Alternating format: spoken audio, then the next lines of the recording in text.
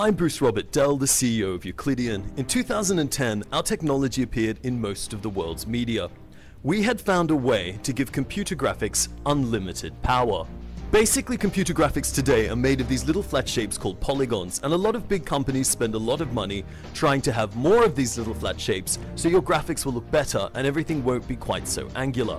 There is a better way to do computer graphics which is used in medicine and the sciences, and that is to make everything out of tiny little atoms instead of flat panels. The problem is this particular system uses up a lot of processing power, so the more objects you have on the screen, the slower your computer will run. Having 4 or 5 detailed objects will run just fine, but you certainly can't do a level of a game. We got a lot of attention because we made the claim that we could run unlimited little 3D atoms in real time. To understand this claim, you need to consider the state of the industry. There's lots of large companies that are pouring billions of dollars into trying to increase the polygon count.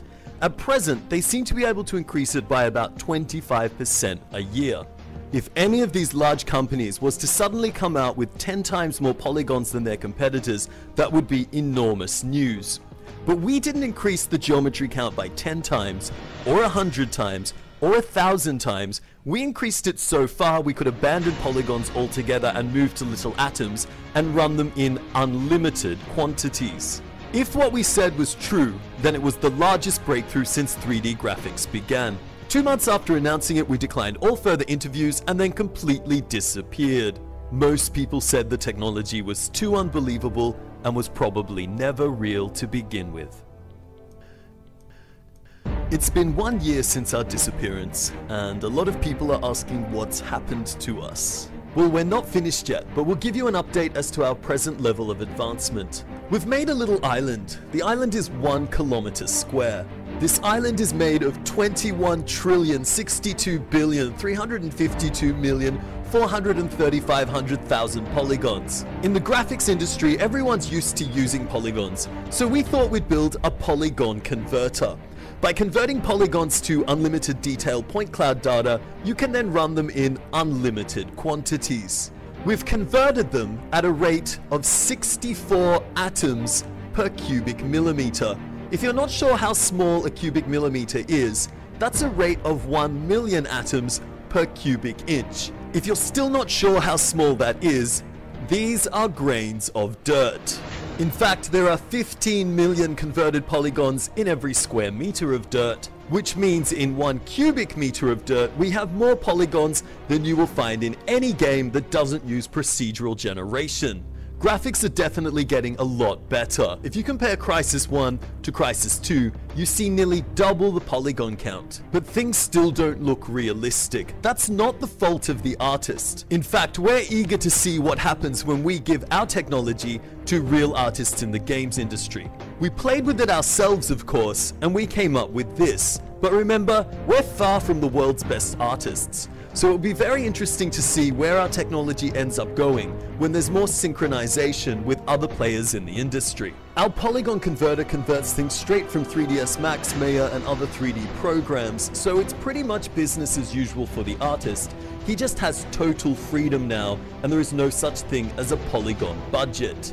Polygon counts are pretty low today in games. If we look at things like palm trees and then compare them to, say, a palm tree made with unlimited detail, our technology, we can see that the polygon budget was pretty restrictive. So by removing that burden from artists' lives, I'm sure we'll make a few friends. As for our supporters who play games, your graphics are about to get better. Better by a factor of about 100,000 times. 100,000 is a pretty big number. Perhaps we're exaggerating, so we'll let you be the judge of that. The ground in games today consists of a very nice photo on the ground and some blades of grass sticking up from it. This is our ground in unlimited detail, and obviously even the grains of dirt, as mentioned before, are real geometry. So if you look around, the leaves, the twigs, the blades of grass, all those little groundy type things are now all real. Your game environments will also be real. When I say real, I mean made of little atoms, just like our real world.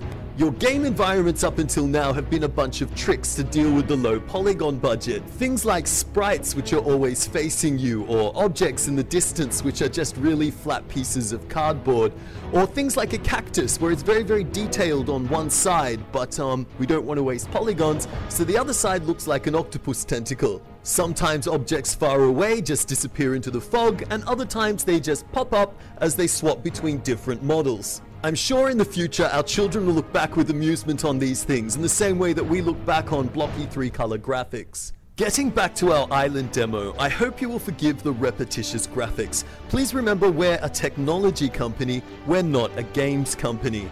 To have a look at a few individual items, if we look here at this rock, I hope you will permit me to say it looks rather real. That's because it is. It's actually been scanned in from the real world. Scanning technology that brings things in from the real world has existed for quite some time. The problem was what it produced was so high in geometry you could never use it in games. In the future, graphics will be divided into two categories: fiction and non-fiction. What we mean is, if I want to make Super Mario or a dragon or a unicorn, I can't go out into the forest, tranquilize them and laser scan them.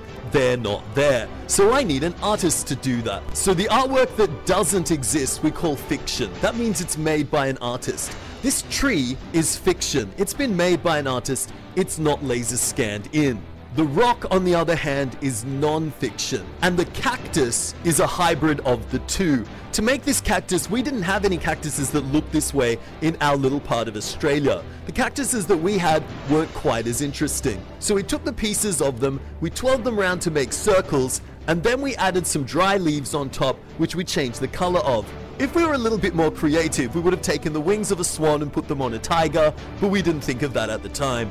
This island demonstration shows our present level of technology, but that level is far from complete.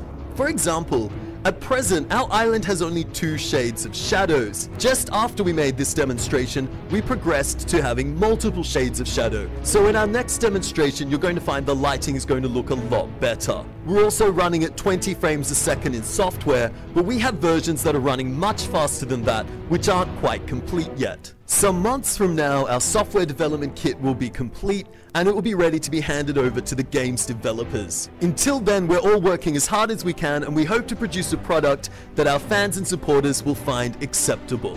Thank you very much for taking the time to watch this presentation.